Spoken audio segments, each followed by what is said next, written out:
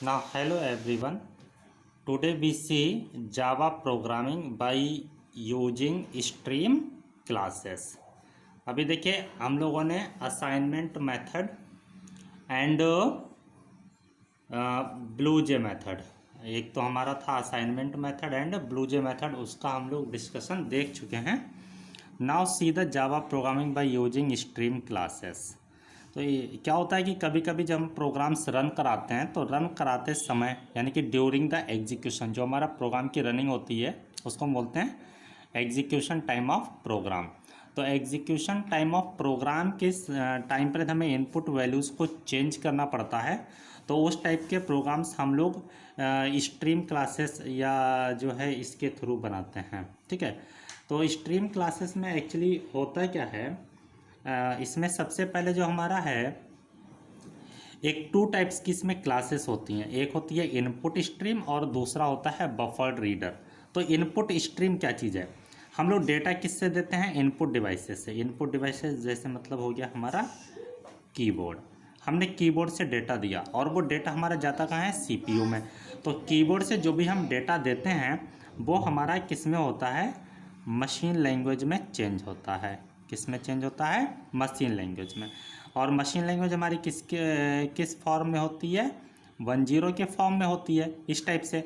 तो ये हमारी होती हैं बिट्स.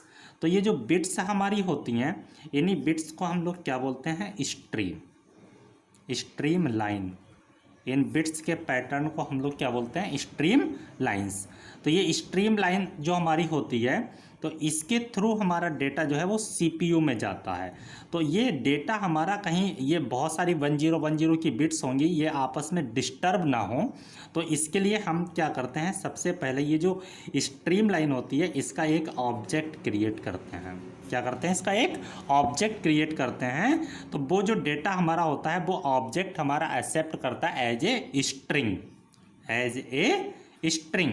तो ये जितनी भी हमारी स्ट्रीम लाइन होती है वो हमारी एज ए स्ट्रिंग एक्सेप्ट होती है. और फिर उसके बाद ये स्ट्रिंग ऑब्जेक्ट हमारा होता है वो सीपीयू में ट्रांसफ़र हो जाता है. ओके. उसके बाद हमारा क्या होता है कि जो हमारा सीपीयू है, तो सीपीयू हमारा एक फास्ट डिवाइस है. ओके. सीपीयू जो हमारा प्रोसेसर है, इसके अंदर एक मेमोरी प्लेस होता है जिसको कि हम बोलते हैं रजिस्टर. तो ये रजिस्टर जो होता है ये काफ़ी फास्ट स्पीड एक्सेस डिवाइस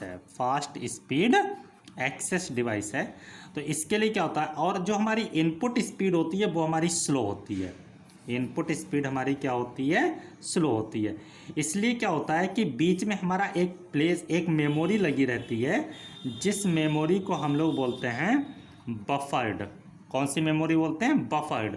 तो ये जो हमारी बफर्ड मेमोरी होती है, ये बफर्ड मेमोरी, तो जितना भी ये इनपुट डेटा होता है, ठीक है ना, तो ये स्ट्रीम लाइन के थ्रू हमारा किस में आता है, बफर्ड में आता है. और बफर्ड में हमारा स्टोर हो जाता है. ओके. अब ये जो बफर्ड में स्टोर हो जाता है, तो बफर्ड में स्टोर हो जाने के बाद अब ये बफर्ड जो हमारी होती है ये फास्ट एक्सेस होती है. तो ये भी फास्ट है और ये प्रोसेसर रजिस्टर स्पीड भी फास्ट है. तो इन दोनों की स्पीड आपस में क्या हो जाती है, मैच हो जाती है. तो ये काफ़ी तेज़ी से हमारा डेटा जो है वो रजिस्टर में सेंड कर देता है. तो इस टाइप से ये डेटा हमारा देखिए ऐसे ट्रेवल करता है कि इनपुट डिवाइस से जो भी हमारा डेटा रहा वो मशीन लैंग्वेज में कन्वर्ट होता है. और मशीन लैंग्वेज में कन्वर्ट होता है तो ये जो बिट पैटर्न्स हमारी डिस्टर्ब ना हो, इसके लिए इसमें स्ट्रीम लाइन वर्क करती है. तो स्ट्रीम लाइन का हम ऑब्जेक्ट क्रिएट करते हैं, उसमें हमारा ये क्लास वर्क करती है. ओके. उसके बाद जो हमारा सीपीयू होता है, तो सीपीयू की जो हमारी प्रोसेसर रजिस्टर स्पीड होती है वो काफ़ी फास्ट होती है. तो इसके लिए फास्ट डेटा मिले, इसके लिए हमारा इनपुट डिवाइसेस में एक मेमोरी लगी रहती है, बफर्ड मेमोरी. ये काफ़ी फास्ट एक्सेस मेमोरी होती है. तो ये जो हमारा स्ट्रीम लाइन्स का डेटा है ये हमारा बफर्ड में स्टोर होता है. और बफर्ड में स्टोर हो जाने के बाद ये डेटा हमारा फास्ट स्पीड से सीपीयू के लिए सेंड हो जाता है, ताकि हमारा सीपीयू डेटा के लिए डिले ना करे और हमारा जितना भी एक्सेस वर्क है वो फास्ट होता रहे, ताकि हमारे प्रोग्राम्स की या जो रनिंग स्पीड है, जितने भी हम ऐप्स डेवलप करें या जो भी हम प्रोग्राम डेवलप करें, उनकी रनिंग स्पीड फास्ट हो। तो इसलिए हमारा ये जो है बफर्ड में ऑब्जेक्ट जाता है, उसके बाद रजिस्टर में जाता है। तो इसके लिए भी हमको, तो टोटली हमको इसके लिए ये जो मेथड हमारा है, इसको हम बफर्ड रीडर मेथड बोलते हैं। तो बफर्ड रीडर मेथड में 2 क्लासेस का यूज है और दोनों क्लासेस के हम ऑब्जेक्ट क्रिएट करते हैं। नाउ लिसन, प्रोसेस हमारा क्या होता है। तो प्रोसेस में क्या होता है कि सबसे जो हमारा फर्स्ट वर्क है, हम अपने प्रोग्राम में import java.io.* and then semicolon, okay, इस पैकेज को इंपोर्ट करते हैं, क्योंकि इसी पैकेज के अंदर हमारे ये स्ट्रीम की इस ऑब्जेक्ट्स की जितने भी क्लासेस हैं वो सब डिफाइन है। तो इसको हम प्रोसेस करते हैं, ठीक है। सेकेंड, उसके बाद हम क्लास की लाइन लिखेंगे, public class, and class name आप जो भी लेना चाहें, whatever class name you want to take, that class name you can take, okay। इस टैग का मीन्स होता है कि ये यूजर डिफाइंड चीज़ है, ये टैग लगेंगे नहीं प्रोग्राम में। इस टैग का मीन्स है कि यहाँ पर हमारा यूजर की चॉइस, प्रोग्रामर की चॉइस के अकॉर्डिंग कुछ भी हो सकता है, बट ये फिक्स हैं, ये यही लिखे जाएंगे। थर्ड स्टेप में हम लोगों को क्या करना होता है कि हम लोग इसमें क्या करते हैं, मेन फंक्शन लिखते हैं। तो मेन फंक्शन में क्या लिखते हैं, public static void main, then यहाँ पर लिखते हैं स्ट्रिंग args, और उसके बाद यहाँ पर हम लोग लिखते हैं थ्रूज, अभी ये कंप्लीट आगे इसके लिखा जाएगा IO एक्सेप्शन, ओके। ये पब्लिक स्टैटिक की लाइन लिखी जाएगी। First step this, second step this, and third step this. Main class में public static void main string args throws IO exception, okay. IOE ये कैपिटल है, इधर स्ट्रिंग का S capital है, बाकी सब इसमें स्मॉल है, क्लियर।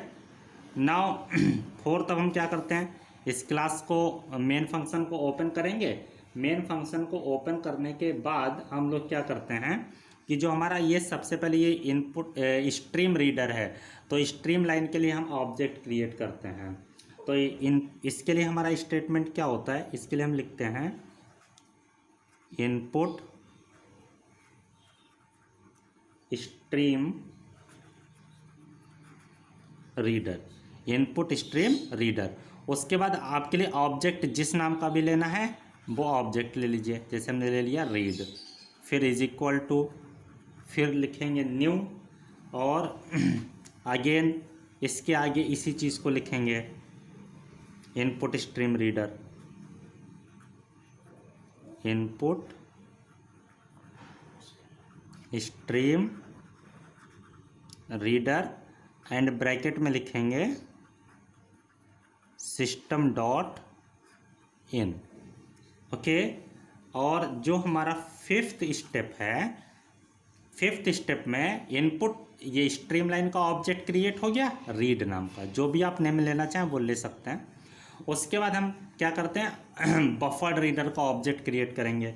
तो बफर्ड रीडर की हमारी क्लास होती है बफर्ड रीडर, ओके। जिस नाम का भी आप लोग ऑब्जेक्ट लेना चाहें वो ले सकते हैं। मोस्ट प्रोबेबली सभी बुक्स में इन नाम का दिया रहता है, इन, तो आप इन लिख दीजिए, buffered reader in is equal to new, और फिर क्लास नेम,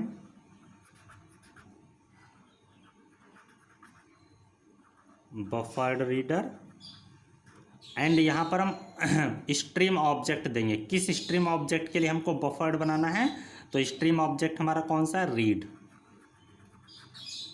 यहाँ पर लिख देंगे रीड, क्लियर। ये हो गया। तो मीन्स अब इसके बाद हमारा प्रोग्राम स्टार्ट होता है, और उस प्रोग्राम स्टार्ट होने में हमारे बहुत सारे फंक्शंस होते हैं। क्या होते हैं, फंक्शंस। तो वो फंक्शंस हमारे होते हैं टू एक्सेप्ट डेटा वैल्यूज, उन फंक्शंस के लिए हम लर्न करेंगे, उनको हमको लर्न करना पड़ेगा। ओके, तो उन फंक्शंस के लिए हम यूज करेंगे अपने प्रोग्राम में डेटा वैल्यूज को स्टोर कराने के लिए, मीन्स जो हमारे बफर रीडर के फंक्शंस हैं। तो सबसे पहले आपको ये चीज़ समझ में आ गई होगी। चलिए फिर से आप समझ लीजिए कि जब भी हम इस मेथड से प्रोग्राम बनाते हैं, सबसे पहले import java.io.asterisk ये पैकेज हमको इंपोर्ट करना है। फिर पब्लिक क्लास नेम लिखेंगे, then public static void main string args throws io exception ये लिखा जाएगा, ओपन ब्रेसेस लगाएंगे। उसके बाद स्ट्रीम लाइन का ऑब्जेक्ट क्रिएट करेंगे, उसके लिए हमारा स्टेटमेंट रहता है input stream reader read is equal to new input stream reader in bracket system dot in semicolon.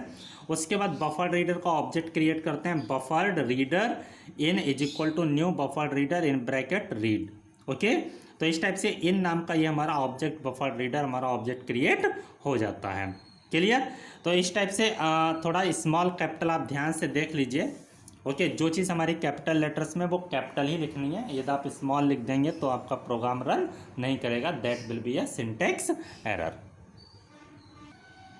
Now listen, तो ये हमारा कोई भी ये हमारा इंटीजर टाइप का वेरिएबल है, तो इंटीजर वेरिएबल में हमको कोई भी वैल्यू स्टोर करानी है तो उसके लिए हमारा कौन सा फंक्शन लगता है। जैसे हमारा इंटीजर टाइप का हमारा एक वेरिएबल है नम, और इसमें हमको इनपुट की गई वैल्यू को स्टोर करवाना है, तो उसके लिए हम लिखेंगे फंक्शन, सुन लीजिए, ये हमारा है इंटीजर डॉट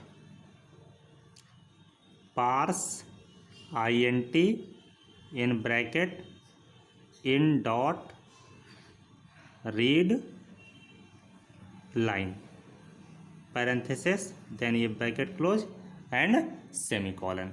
तो कहीं पर भी हमारा इंटीजर टाइप में आपको स्टोर कराना है तो आपको फंक्शन लिखना है integer dot parse INT in dot read line. ये लर्न कर लीजिए, ये फिक्स है, ये चेंज नहीं होगी, हर एक प्रोग्राम में आपको यही लिखना है, बस यहाँ पे वेरिएबल नेम आपका चेंज होता रहेगा। ये तो कहीं पर भी यदि आपका फ्लोट है, फ्लोट कोई भी वेरिएबल है, जैसे फ्लोट x है, तो उसके लिए बस देखिए लर्न आपके लिए हो जाएगा, फ्लोट यहाँ पर लिख देना है। रैपर क्लास कौन सी हो जाएगी? Float. Float dot parse float हमारा फंक्शन है, पार्स फ्लोट, और बाकी सब कुछ सेम रहेगा, in dot read line, in dot read line, line का L कैपिटल है। ओके, इस टाइप से इसको लिख देंगे। सपोज करिए यदि आपका कहीं पर भी डबल टाइप का है वेरिएबल, डबल है, तो डबल जैसे y इज इक्वल टू, तो फंक्शन आपका रहेगा डबल डॉट